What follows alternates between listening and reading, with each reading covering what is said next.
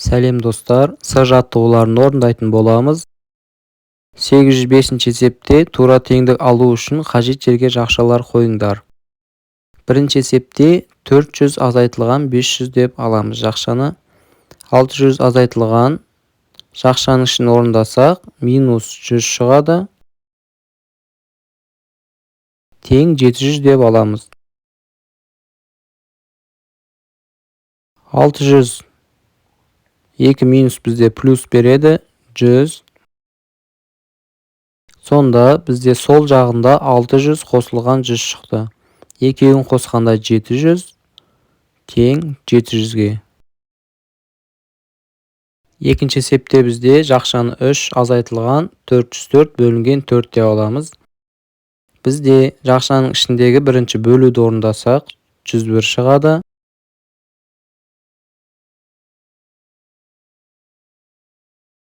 Жиырма көбейтілген жақшаның ішіндегі азайтуды орындасақ, минус 101-ден 3 алсақ 98 шығады. Бізде енді сол жағында көбейту қалды. Минус 98-ге 20-ны көбейтсек 1960 шығады. Оң жағы да минус 1960-ға тең. Үшінші есепте бізде жақшаны 200 көбейтілген 3 азайтылған 404 деп аламыз. Жақшаның ішіндегі 200-ді 3-ке көбейтсек 600, азайтылған 404. Жақшаның сыртында бөлу 4 тең 49-ға. Жақшаның ішін орындап алайық азайтуды, 196 шығады. Бөлу 4-ті жазып алайық. 196-ны 4-ке бөлсек 49 шығады, тең 49-ға. Төртінші есепте 505 бөлінген 5 қосылған 39 деп жақшаның ішіне аламыз.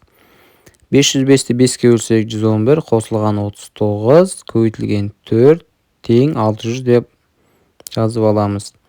Жақшаның ішін қоссақ 150 шығады, көбейтілген 4. Теңдіктің сол жағын көбейтсек 600 шығады, оң жағы да 600 шығады.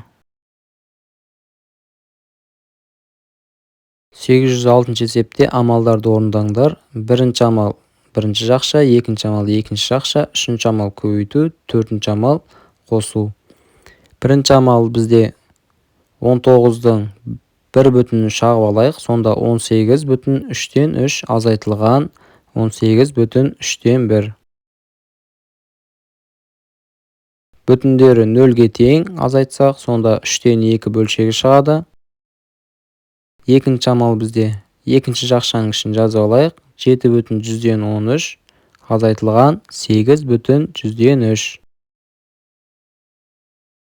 Бізде теріс сан үлкен, сонда минус 0 бүтін 9 шығады. Үшінші амал екі жақшадан шыққан сандарды көбейтеміз. Демек 3-тен 2 көбейтілген минус 0 бүтін 9. Екі санды көбейткенде минус шығатыны белгілі, сондықтан минус 3-тен 2 көбейтілген жай бөлшекке келтірсек 10-нан 9. 2 мен 10 2-ге бөлінеді. 3 пен 9 3-ке бөлінеді. Сонда бізде минус 5-тен 3 бөлшегі шығады. Төртінші амал бізде соңғы амал қосу. Минус 5-тен 3 қосылған 8 бүтін 4-тен 1. 4 пен 5-тің ортақ бөлімі 20-ға келтіреміз. Бізде ең үлкен санды жазып алайық, оң санды 8 бүтін 20-дан 5 шығады, азайтылған 20-дан 12 шығады. 5-тен 12 алынбайды алымдары, демек 8-дің 1 бүтінін береміз.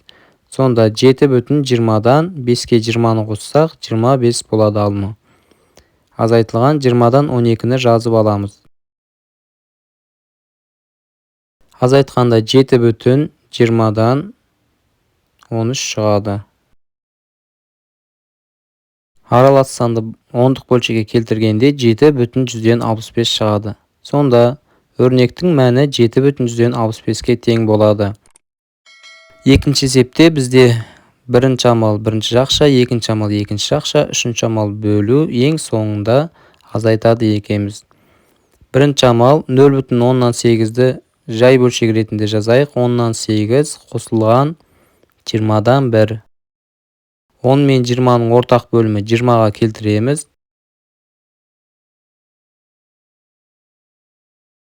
Алымдары 8-ді 2-ге өтсек 16 қосылған 1 түседі. 20-дан 17 шығады. Екінші амал бізде азайту. Екінші жақша 21,3-тен 1 азайтылған 19,15-тен 1. 15 3-ке бөлінеді, сонда 3-ке 5-тен береміз. 21,15-тен 5 азайтылған 19,15-тен 1 шығады. 21-ден 19 алсам 2,15-тен 4 шығады. Үшінші амал бөлу.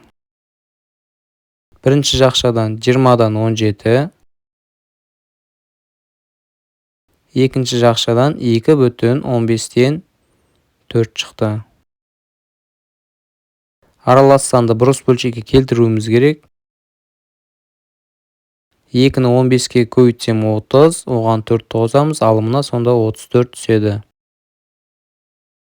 Бізде 20-дан 17-ні жазып аламыз. Өзгеріссіз көбейтуге келтіргенде 15-тен 34-тің кері санын 34-тен 15 деп аламыз. 17 мен 34 17-ге қысқарылады. 20 мен 15 5-ке қысқарылады. Алымдар 3-ке, бөлімі 8-ге тең. Төртінші амал бізде азайту амалы. 8-ден 3 азайтылған 4-тен 1.